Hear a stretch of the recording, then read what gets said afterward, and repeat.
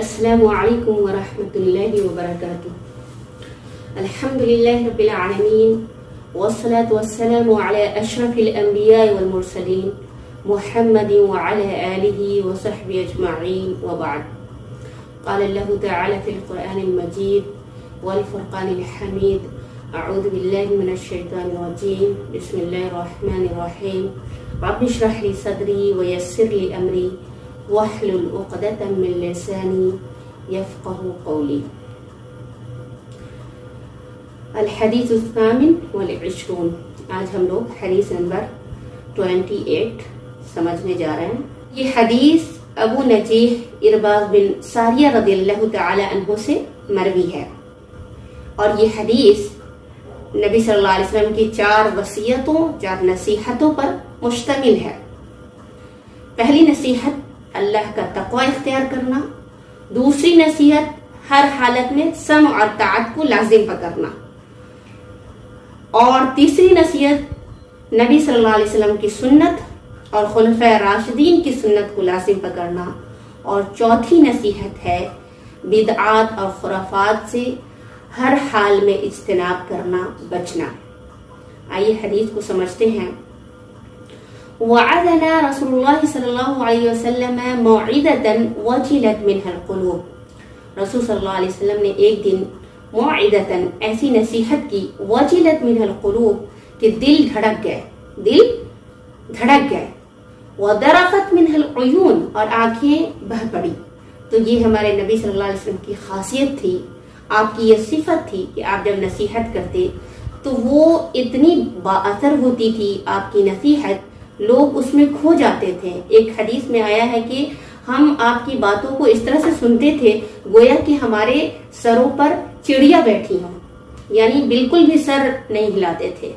اور ایک دوسری حدیث ہے کہ آپ صلی اللہ علیہ وسلم اس طرح سے خطاب کرتے تھے گویا کہ لشکر کو ڈرا رہے ہوں. اور یہ کسی بھی مقرر کی خاصیت ہوتی ہے اور ہونی چاہیے کہ اس کی تقریر بے اثر ہو، اور وہ اس طرح کی آیات اور اس طرح کی احادیث کا انتخاب کرے جو لوگوں کے دلوں میں اثر ہو. لیکن اس کا مطلب یہ نہیں ہے کہ لوگوں کے دلوں کو پہ اثر کرنے کے لیے غلط احادیث یا غلط روایات کا سہارا لیا جائے، اس لیے کہ قرآن اور احادیث میں جو باتیں ہیں وہ ہمارے لیے کافی ہیں. ہماری نصیحت کے لیے، ہماری ہدایت کے لیے وہ باتیں کافی ہیں. فقلنا یا رسول اللہ کأنها موعظة مودع فأوصنا. تو ہم نے کہا اے اللہ کے رسول، آپ کے خطاب کرنے کے انداز سے ایسا لگ رہا ہے کہ گویا کہ یہ رخصت ہونے والے کی نصیحت ہے. جس طرح سے کوئی رخصت ہونے والا خواہ موت کے وقت رخصت ہوتا ہو یا پھر یہ کہ سفر کی طرف روانہ ہوتا ہو، تو جس طرح سے وہ نصیحت کرتا ہے تو ویسی ہی نصیحت لگ رہی ہے. اور ہم نے کئی دفعہ پڑھا کہ نبی صلی اللہ علیہ وسلم کی نصیحتوں کے، وصیتوں کے صحابہ کرام بہت زیادہ حریص تھے، اور وہ کوئی بھی موقع جانے نہیں دیتے تھے نبی صلی اللہ علیہ وسلم کی نصیحت حاصل کرنے کے لیے. تو انہوں نے کہا کہ ہمیں وصیت کیجیے. لیکن ایک چیز یہاں پر جاننے کی ہے کہ نبی اکرم صلی اللہ علیہ وسلم ہر دن نصیحت نہیں کرتے تھے، ناغا کر کے کرتے تھے تاکہ دل اکتا نہ جائے. عبداللہ بن مسعود رضی اللہ تعالیٰ عنہ سے مروی ہے کہ نبی صلی اللہ علیہ وسلم ہماری اکتاہٹ کے اندیشہ سے ہمیں ناغہ دے کر وعظ کیا کرتے تھے، ناغہ دے کر نصیحت کیا کرتے تھے. تو صحابہ کرام نے کیا کہا؟ فاوصینا. انہوں نے کہا کہ اللہ کے رسول ہمیں وصیت کیجیے. قال. تو نبی صلی اللہ علیہ وسلم نے کیا وصیت کی؟ اوصیکم بتقوی اللہ. سب سے پہلے آپ صلی اللہ علیہ وسلم نے اللہ کا تقوی اختیار کرنے کی وصیت کی. اور تقوی کی تعریف ہم نے بہت بار پڑھی ہے. تقوی کیا ہے؟ اللہ کے عذاب سے بچاؤ کا سامان کرنا. اور اس کی بہت اچھی مثال جو ابی بن کعب رضی اللہ تعالی عنہ نے عمر بن خطاب کو دی تھی کہ کیا آپ کانٹے دار راستے سے چلے ہیں؟ انہوں نے کہا. تو آپ نے کیا کیا؟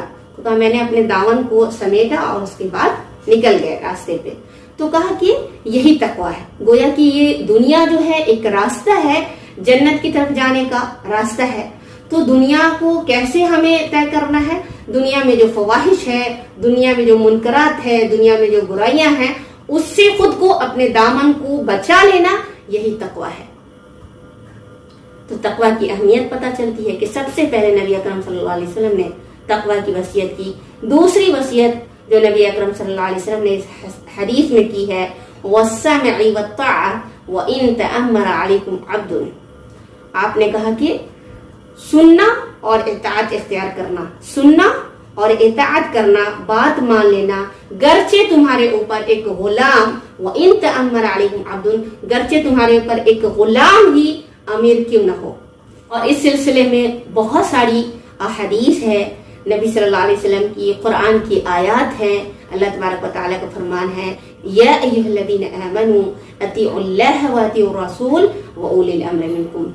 اے مومنو، اللہ تعالیٰ کی اور رسول صلی اللہ علیہ وسلم کی اطاعت کرو، اور اولی الامر منکم، اور تم میں جو امر والے ہیں، تم میں جو حکومت والے ہیں، تم میں جو علماء ہیں، تم میں جو حکمراں ہیں، ان کی بھی اطاعت کرو. اور نبی صلی اللہ علیہ وسلم کا ارشاد ہے مسلمان آدمی پر اپنی پسند و ناپسند سب میں سمع و طاعت واجب ہے، سوائے اس صورت کے کہ نافرمانی کا حکم دیا جائے. اگر اسے نافرمانی کا حکم دیا جائے تو پھر سمع و طاعت نہیں ہے. اور یہ عام قاعدہ ہے، عام رول ہے، لا طاعت لمخلوق فی معصیت الخالق، کہ خالق کی نافرمانی کا جب حکم دیا جائے تو کسی بھی مخلوق کی اطاعت کرنی جائز نہیں ہے، خواہ وہ مخلوق شوہر ہو، خواہ وہ مخلوق ماں باپ ہو. اور نبی صلی اللہ علیہ وسلم کا فرمان ہے سنو اور بات مانو، اگرچہ تمہارے اوپر ایسا حبشی غلام متعین کر دیا جائے جس کا سر کشمش کی طرح ہو، یعنی وہ دیکھنے میں بھلا نہ معلوم ہوتا ہو، اتنا خوبصورت نہیں ہو، پھر بھی اس کی اطاعت کرو، اس کی بات مانو جب تک کہ وہ اللہ کی خلاف ورزی کا حکم نہ دے. آگے آپ صلی اللہ علیہ وسلم کا فرمان ہے فَإِنَّهُ مَنْ يَعِشْ مِنْكُمْ بَعْدِي فَسَيَرَى اخْتِلَافًا كَثِيرًا فَعَلَيْكُمْ بِسُنَّتِي وَسُنَّةِ الْخُلَفَاءِ الرَّاشِدِينَ الْمَهْدِيِّينَ عَضُّوا عَلَيْهَا بِالنَّوَاجِذِ، کہ تم میں سے بعد میں جو بھی زندہ رہے گا فَسَيَرَى، تو وہ دیکھے گا اختلافاً كَثِيرًا، بہت سارے اختلاف دیکھے گا. تو آپ نے کہا کہ بنو اسرائیل 72 فرقے میں بٹ گئی تھی اور ہماری امت 73 فرقے میں بٹ جائے گی، سب کے سب جہنمی ہوں گے سوائے ایک کے. صحابہ کرام نے پوچھا کہ وہ فرقہ ناجیہ کون ہے؟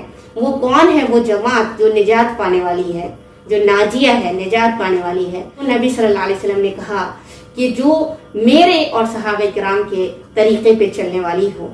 اور اسی کی وضاحت اس حدیث میں ہوتی ہے فَعَلَيْكُمْ بِسُنَّتِي وَسُنَّةِ الْخُلَفَاءِ الرَّاشِدِينَ الْمَهْدِيِّينَ، کہ اختلاف کے وقت کیا کرنا؟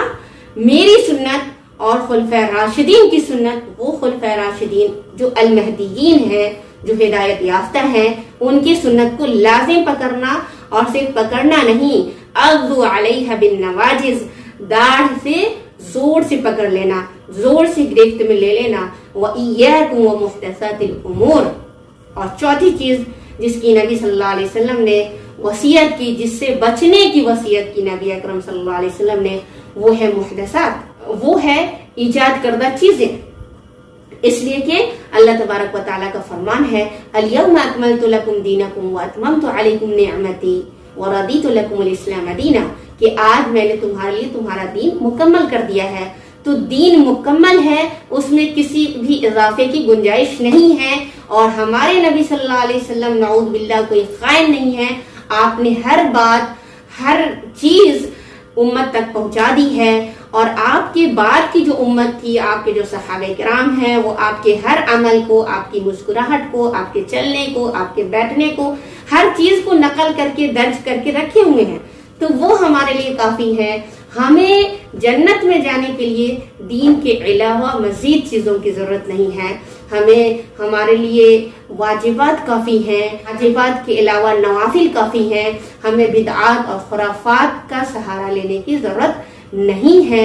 اگر بدعات کا سہارا لیتے ہیں تو یہ ہمارے لیے ہلاکت کا دریا ہے. اس لیے کہ نبی صلی اللہ علیہ وسلم نے آگے فرمایا فَإِنَّ كُلَّ بِدْعَةٍ ضَلَالَةٍ، محدثات جو ہے بدعت ہے، ہر ایجاد کردہ چیز بدعت ہے.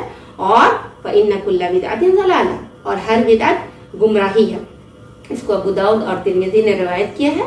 اور ترمذی نے کہا کہ حدیث حسن صحیح، کہ یہ حدیث حسن صحیح درجے کی ہے۔ تو اللہ تبارک و تعالیٰ سے دعا ہے کہ اللہ تبارک و تعالیٰ ہمیں اللہ کا تقوی اختیار کرنے کی توفیق دے، اللہ تبارک و تعالیٰ ہمیں توفیق دے کہ ہم نبی صلی اللہ علیہ وسلم کی سنت اور خلفائے راشدین کی سنت کو کافی سمجھے، اور جب سنت کا معاملہ آ جائے تو کسی بھی امام اور کسی بھی خلیفہ اور کسی بھی پیر کی بات سے اپنے آپ کو بچا لیں جب نبی صلی اللہ علیہ وسلم کی سنت آ جائے تو، اور اس وقت ہٹ دھرمی میں اپنے امام یا اپنے پیر کی بات کو ضروری نہ سمجھیں۔ اور اللہ تبارک و تعالیٰ سے دعا ہے کہ اللہ تبارک و تعالیٰ ہمیں بدعات سے دور رہنے کی، کوسوں دور رہنے کی توفیق دے، آمین یا رب العالمین۔ اور ہماری نیت ہونی چاہیے کہ ہم انشاءاللہ تعالیٰ آج سے بدعات جس سے اتنا منع کیا گیا ہے، آخر کیا وجہ ہے کہ اتنی تنبیہ کی گئی ہے، اتنا منع کیا گیا ہے، تو انشاءاللہ تعالیٰ کوشش کریں گے کہ جن چیزوں کا ہمیں علم نہ ہو اس پہ عمل ہی نہ کریں، اس لیے کہ نبی صلی اللہ علیہ وسلم کی حدیث ہے کہ مشکوک چیزوں سے دور رہیں۔ تو ہمارے لیے فرائض کافی ہیں، ہمارے لیے نوافل کافی ہیں، اور ان چیزوں کے بارے میں کیوں پڑھتے ہیں جو مشکوک چیزیں ہیں، جن کے بارے میں اگر علم نہ ہے تو اس کو چھوڑ دیں، اور واجبات کو لیں، جو ضروری ہے ان کو لیں، اور اگر نہیں ہے یا ضروری مسائل ہے تو ان کو علماء سے پوچھیں جو اس میں جانکار ہے۔ والسلام علیکم۔